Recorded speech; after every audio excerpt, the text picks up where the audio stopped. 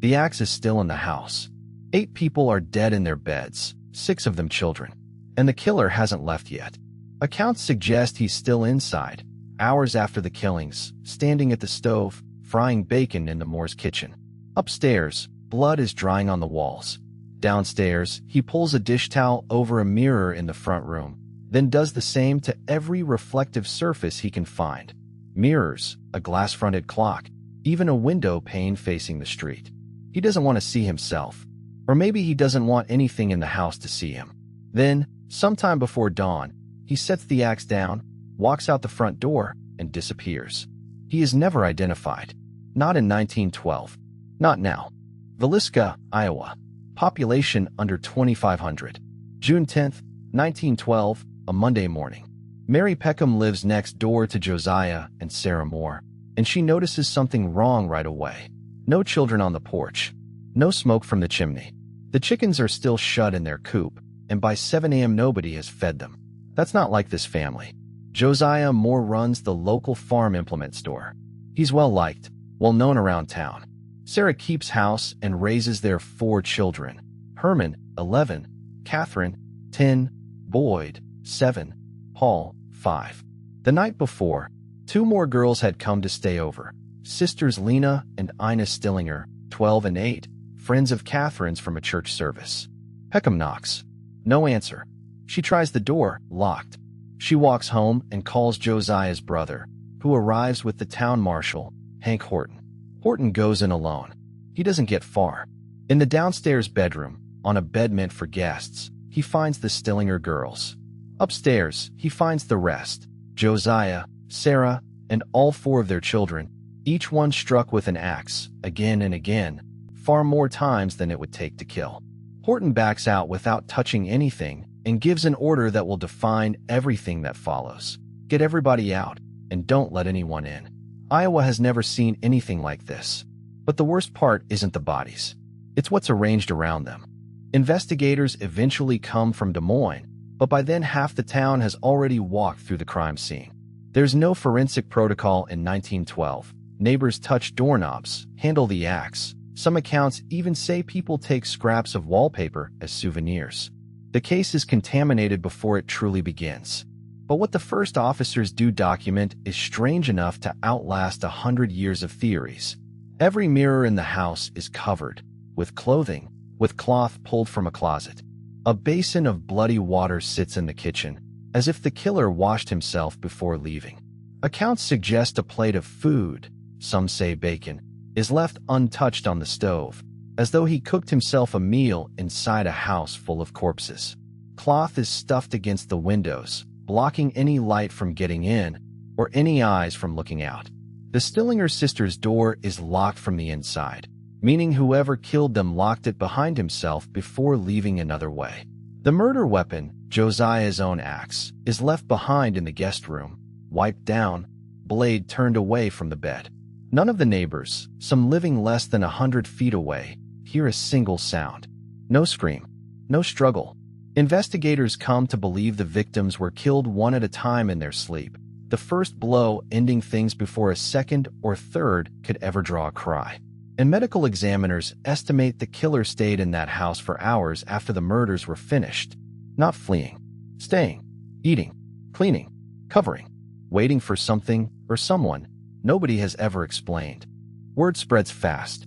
Within a day, reporters from Omaha and Des Moines fill the town's one hotel, and Villisca becomes a tourist attraction for the worst possible reason. People pay to be let inside the murder house before it's even cleaned. Investigators chase every lead they can find. Josiah Moore had recently left a hardware store job to open a competing shop, and some believe he'd made an enemy of his former employer, state senator and businessman Frank Jones. Rumors also circulate that Josiah had an affair with Jones's daughter-in-law. Its motive? It is never proof. Then there's a traveling minister, Reverend George Kelly, who leaves Villisca by train the very morning the bodies are discovered. Kelly has a documented history of sending obscene letters to women and children, an obsession with religious purity, and a habit of turning up in towns shortly before violent crimes. He becomes the state's leading suspect. A private investigator, former lawman Jan Wilkerson, is hired to build the case against him, and after a marathon interrogation, extracts something that looks like a confession. Kelly recants it almost immediately, claiming he only said it to make the questioning stop. He stands trial anyway, twice. The first trial, in 1917, ends in a hung jury. The second, months later, acquits Kelly outright. The evidence against him is thin, mostly his own confused, contradictory statements, pulled out of him under pressure that would never survive a modern courtroom. He walks free and is never charged again. Other names surface over the following decades. Henry Lee Moore, no relation to Josiah, is already serving time for killing his own mother and grandmother with an axe, and some investigators believe he passed through the region around the right time, possibly connected to a string of unsolved axe murders across the Midwest. A traveling salesman named William Mansfield is investigated and even indicted, based on train and hotel records placing him nearby. The indictment is later dropped for lack of evidence. None of it sticks. There are no fingerprints. The science barely exists yet.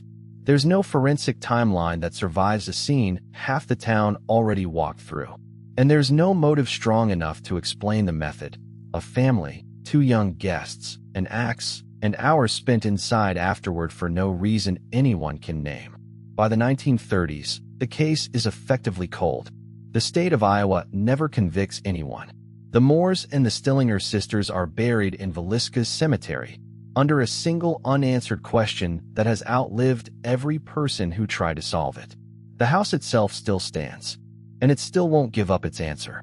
Today, the Villisca axe murder house is preserved almost exactly as it was in 1912. Kerosene lamps instead of electric light. Iron beds made up the way investigators found them. Visitors can walk through it, even spend the night, some looking for a scare, others looking for a clue nobody has found in over a century. Historians and true crime researchers still argue over Kelly, over Jones, over Mansfield, and half a dozen other names attached to the case since. DNA testing, when attempted on old evidence, has come back inconclusive, too degraded, too contaminated by 100 years of people walking through a crime scene that was never properly sealed in the first place. What's left is the detail that still unsettles people most. A killer who didn't run, who stayed in a house full of bodies long enough to eat, to wash, to cover every mirror so that nothing, maybe not even himself, could look back at him. Then he opened the door, walked into a town that never saw him coming, and was never seen again. More than a century later, the Villisca murders remain Iowa's most notorious unsolved case. A reminder that some of history's cruelest crimes never get closure, only theories. Josiah, Sarah, their 4 children, and the 2 young guests who should have been safe for the night deserve to be remembered by name, not just as a mystery. If cold cases like this one interest you, subscribe for more.